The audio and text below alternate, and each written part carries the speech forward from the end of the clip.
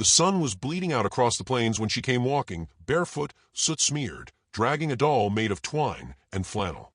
The hem of her dress fluttered like torn prayer flags, her eyes wide and dry, holding a silence that didn't belong in someone so small.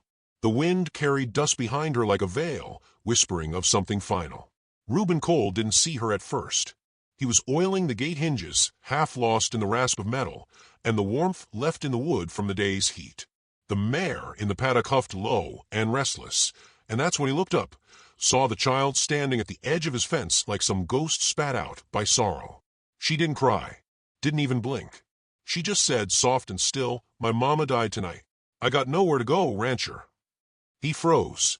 The wind tugged at the brim of his hat. His fingers, slick with grease, curled around the wrench like it was a weapon or an anchor. He didn't know which.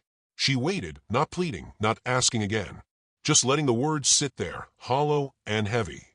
Reuben hadn't let anyone through that gate in years. Not since the war took more than it returned.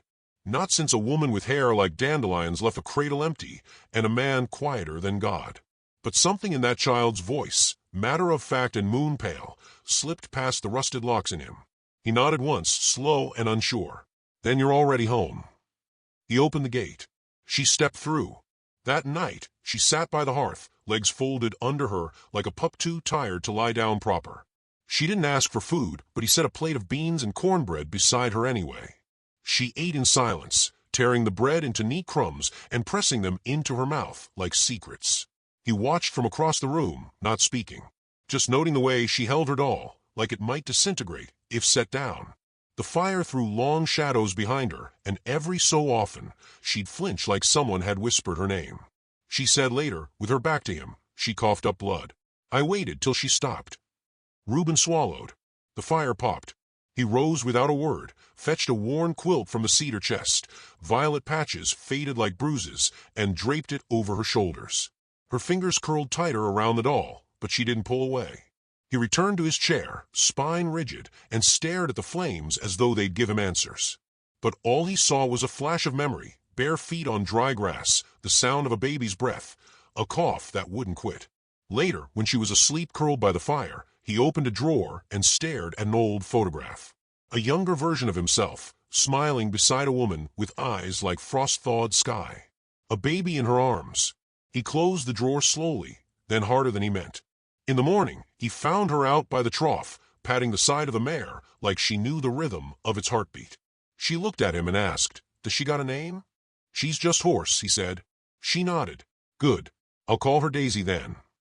He let it go. They rode into town that day. He needed flour and nails. She needed something he couldn't name. She sat in front of him on the saddle, small hands gripping the horn, her back warm against his chest. Folks stared. The blacksmith paused mid-hammer.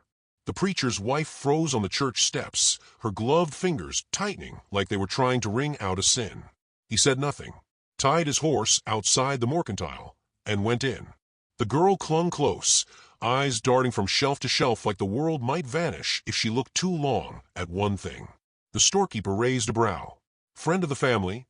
Reuben didn't answer, just placed the flour, thread, and a small tin horse on the counter. Outside, the girl held his sleeve when they passed the saloon. A man leaning on the post whispered to another, asterisk, "Ain't his kid. Bet she wandered off some poor family's dirt patch." Asterisk. Reuben heard. Didn't stop. Didn't flinch. But his jaw tightened like stone. The girl said nothing, but later, as they passed the cemetery, she asked, "You think they'll bury Mama in that place?" He looked toward the white crosses, the sea of them stretching into the horizon. "I reckon she's already found her rest," he said. "You need yours now." Back at the ranch, he found her drawing on the barn wall with a piece of charcoal. A horse. 2 stick figures. One bigger than the other. She didn't see him watching. That night, without a word, he left something on the cot he'd made for her, a worn stuffed coyote with one ear half torn. She found it, cradled it, and curled up beside it like it had always been there. Outside, the wind picked up. Somewhere in the distance, a lone coyote called into the dark, and Reuben stood on the porch, listening, long after the stars had come out. Something had begun, something quiet and heavy and real. And neither of them, not even the wind, knew quite what it was yet. The girl took to the ranch like something remembering. By the third morning, she was out before the rooster, dragging a feed bucket twice her size through the dirt with grim determination. She didn't speak unless spoken to, but Reuben noticed the way she hummed now. Off-key, mostly tuneless, but music all the same. The sound carried through the barn like smoke, curling into corners long since emptied of laughter. He caught her singing to the mare once, braiding the coarse mane with trembling fingers. "You're Daisy," she whispered. "You don't got to be lonely no more." Reuben didn't interrupt, just stood in the doorway, arms crossed, letting the sight settle in his chest like a hot stone. He'd spent years trying to forget the quiet echo of footsteps that never came back. And now, there was this child, unasked for, unclaimed, stitching herself into his silence with every sunrise. That afternoon, she found the photograph. He hadn't meant to leave the drawer open, but maybe part of him had. She didn't ask who the woman was. Didn't ask why the baby had his nose. She just looked at the image for a long time, then set it gently on the windowsill, facing outward, like it might want to watch the sunset. Later, while Reuben chopped wood, the sheriff rode up. Clay was the sort of man who made a smile look like a threat. He dismounted slowly, boots crunching over brittle grass. "Heard you got yourself a little shadow," he said, not unkind but not soft either. Reuben didn't pause. Split another log, the crack loud in the still air. "She ain't a problem." "No, but she's someone's. Preacher Danton said he saw her near the cemetery last week. Said she was talking to the stones." Reuben stacked the wood carefully. "You come out here to gossip, Clay? Or you got paperwork I need to sign?" The sheriff sighed, adjusted his hat.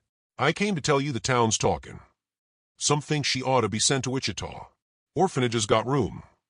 "She's not going anywhere," Reuben said. The words weren't loud, but they hit like thunder on dry ground. Clay studied him. "You ain't kin." Reuben looked up, eyes steady. "That's never stopped anyone from loving something before." The sheriff stared a moment longer, then nodded once, like a man backing away from a sleeping dog.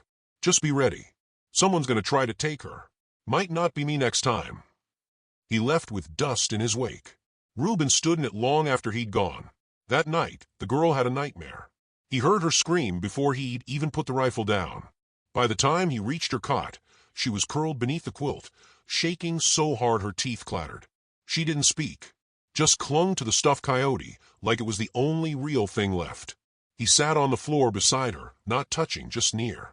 "Storm's over," he said, even though no clouds had moved all day. In the morning, she was quiet again, but he noticed she followed him closer than usual. At breakfast, she asked if lightning could come without rain. He said no. She didn't look convinced. They spent the next few days building her a bed from old pine boards and the frame of a broken fence. She held nails while he hammered, her small face serious with purpose. When it was done, she lay on it fully clothed, grinning at the ceiling like she'd built the whole world from scratch. "You done good," she said. He smiled, just barely. "It's sturdy." She nodded. "So am I." On the seventh day, a man in a black coat came riding down the road. Preacher Danton. He carried a satchel full of forms and a voice soft as molasses. "I come with compassion," he said. "Ain't here to cause no trouble. But there's laws, Reuben. There's systems." Reuben stood in the doorway, frame filling the entrance like a gate unwilling to open. The girl peeked out from behind his leg, her small hand clutching the denim like she might fall if she let go. Danton spoke gently. "This ain't judgment. This is the world trying to keep order. We find her next of kin, or we give her to the state." The child's fingers tightened. Reuben's jaw shifted. "She's got a place here," he said. "I didn't ask for her, but she came all the same. Like rain on parched ground. And I'll be damned if anyone hauls her off like she's freight." The preacher blinked. "You'd stand against the law." Reuben's voice dropped low, the kind of low that broke rocks in half. "I'd stand for her." Silence. The preacher studied the two of them, saw something invisible tethering them together, something not forged by blood, but by the quiet agony of having been left behind too many times. He folded the forms, tucked them away. "I'll say I didn't find her here," he murmured. "Or maybe she found you first." And he turned his horse and rode back toward town without looking over his shoulder. That night, Reuben made stew. He added extra salt, just how she liked it. She watched him with the solemn awe of someone realizing a stranger's face had become familiar. As they ate, she spoke softly. "You don't smile right," she said. He looked over, one brow raised. "That's so." She nodded. "But it still counts." They ate in peace. Later, he stood outside the barn, watching stars spill across the sky like someone had dropped a jar of them. Behind him, the girl slept in her new bed, Coyote tucked beneath one arm, safe. The wind rolled across the plains, whispering through the grass. Somewhere in that hush, Reuben heard something like a promise forming. Something that didn't need saying. She was home. And so maybe was he.